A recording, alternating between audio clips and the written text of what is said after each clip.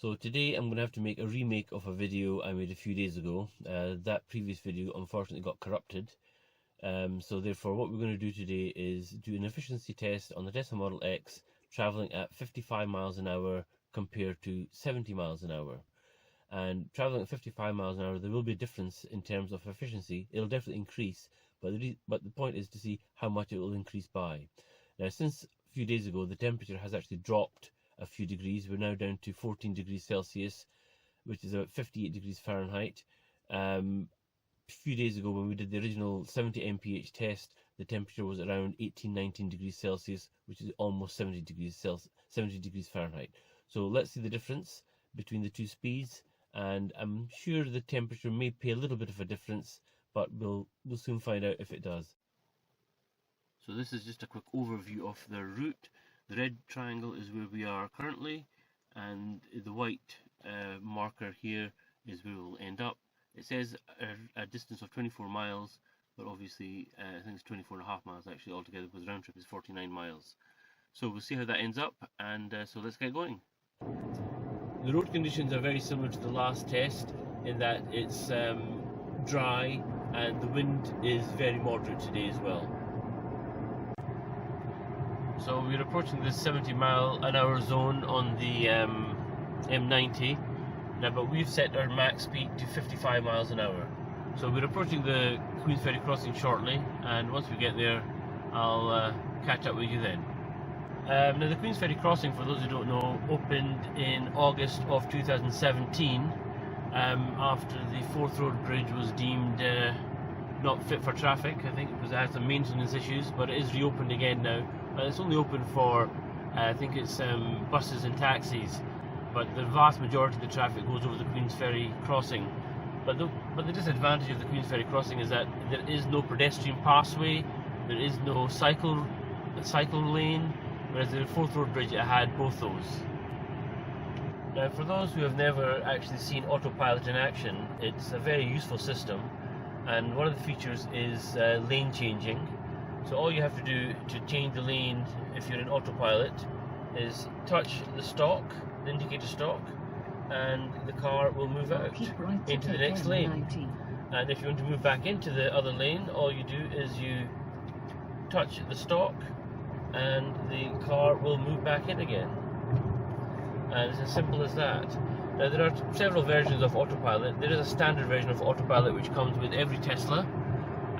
In that one, it will just keep the distance from the car ahead, and it will keep the car in lane. It will auto steer. And then there is enhanced autopilot, which will change lanes. It will also parallel park, it will bay park, and it will auto summon. And then after that, there is the full self-driving, which is only available in the US at the moment.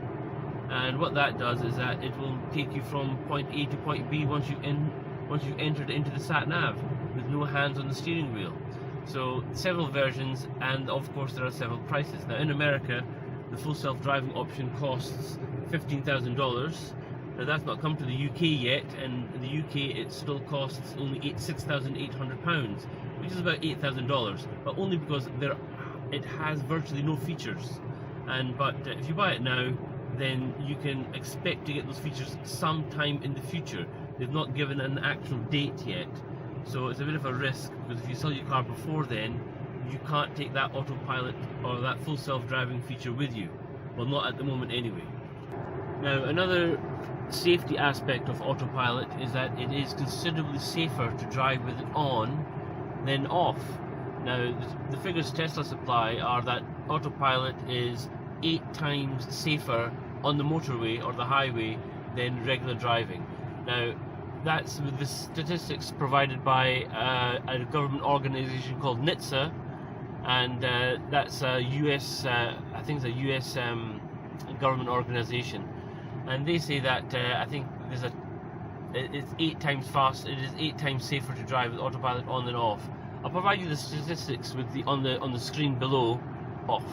And I have personally experienced this myself, because there was a point when I almost crashed the car, and had autopilot not been on, I definitely would have suffered major injury, if not worse.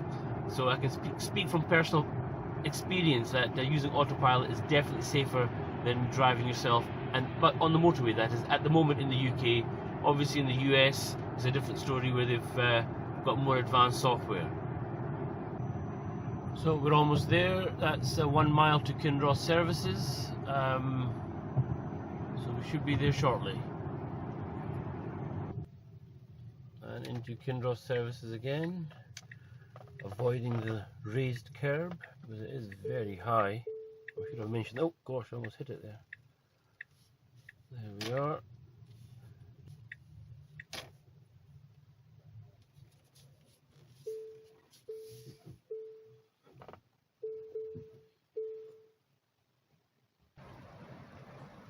So while we're here, let's have a look at what they're installing at Kindra Services. And it looks like they've got 6 stalls here. 3 look like what you might call superchargers, which have a capacity of, I think, up to 150 kilowatts. And you have 3 lower powered chargers, which I think are a maximum of 22 kilowatts. But they all seem to be pay as you go, which is excellent, so you don't have to be a member of an organization or anything. You can just rock up and present your debit or credit card and on you go. This has got to be the best feature of the Model X. Automatic door opening.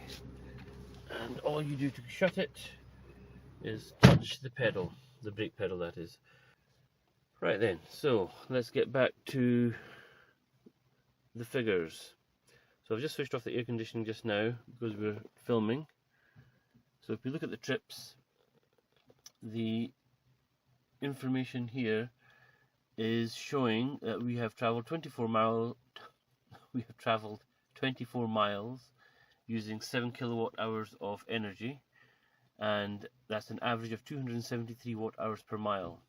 Now that is approximately 3.8 miles per kilowatt hour, and how you work that out is 1000 divided by 273, because there are 1000 watts per kilowatt. So that's working out quite high at the moment. I mean, this time when we were doing the 70 MPH test, at this stage we were showing about 3.1 or just over 3.1 miles traveled per kilowatt. So these are only half the results. It's not over until we do the full test, which will be 49 miles, and we'll see if we can sustain this this level of efficiency.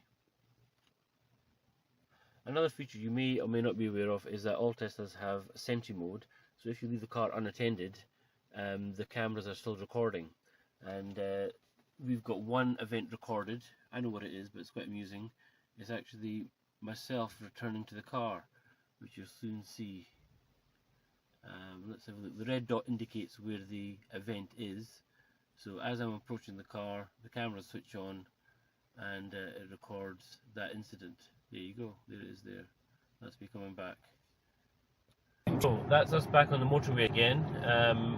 We're sustaining 55 miles an hour, and we'll catch up with you again once we get to the Queensferry Crossing. So we're just approaching the Queensferry Crossing again. We're just slightly below 55 because of the traffic, but that's just happened in the last few seconds really. We're about 10 miles away, so I'll catch up with you once we reach our final destination. Right, we've finally reached our destination at 1:16 in the afternoon. So let's look at the final figures here. So all you have to do is go to trips, and we look at Kindra's 55 MPH test, and what do the figures say? So we have travelled 49 miles using 13 kilowatt hours of energy. That's an average of 265 watt hours per mile. Now the road conditions are very similar to what they were a few days ago. The only difference is the temperature has slightly dropped, but I don't think that's made that much of a difference. The reason I know this is because I carried out this test on the day I carried out the 70 MPH test, but unfortunately that coverage got corrupted. So going back to these figures, so 265 watt hours per mile is the equivalent of 3.77 miles travelled per kilowatt hour, and that calculation is done by 1000 divided by 265, or 49 miles divided by 13. So 3.77 compared to 3.15, that's approximately about a 16 or 17% increase in efficiency by dropping the speed by 15 miles an hour from 70 to 50. So there you have it, that's the figures in. So therefore, obviously, it is more efficient to drive at a lower speed in an EV, as it is in any other car, in all fairness. But the figure that you're looking for, how much more efficient, is about 17% in this test more efficient than driving it at in this test it's 17% more efficient driving at 55 miles an hour than 70 miles an hour. Now obviously it will vary from car to car and obviously road conditions to road conditions, but on average you can expect that much of a difference in efficiency, or that much of an increase in efficiency. So just one more thing before we actually finish. The question is, how much extra range would we gain on a car with a battery this size? And the answer is roughly about 60 miles extra range that would be gained by traveling at a 55 mile an hour speed rather than a 70 mile an hour speed. So that's definitely the end of the video. Until next time, thanks very much for watching.